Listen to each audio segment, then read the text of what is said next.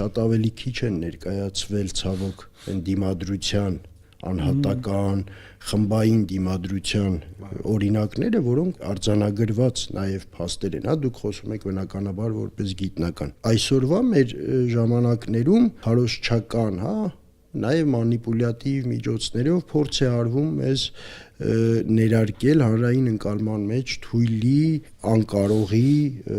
սինդրոմը, կամ զգացողությունը, որը իհարկե որոշ չափով օբյեկտիվ է հաշվի առնելով պատերազմում մեր պարտությունը, բայց օբյեկտիվ լինելով հանդերձ դա չի նշանակում, թե դա մեր միակ եւ անփոխարինելի հատկանիշն է, որովհետեւ ինչպես դուք ասացիք 110 տարի առաջ, այնպես էլ 44-օրյա պատերազմում,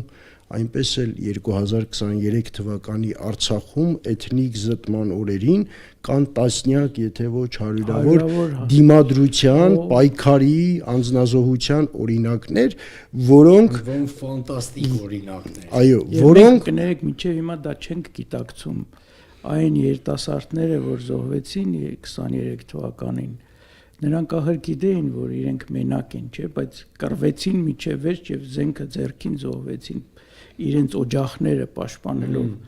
Այ գիտեք, որ հիմա ես ասում եմ, այսպես սարսուր եմ մեջ կողանցնում, ինչ հերոսություն էր դա։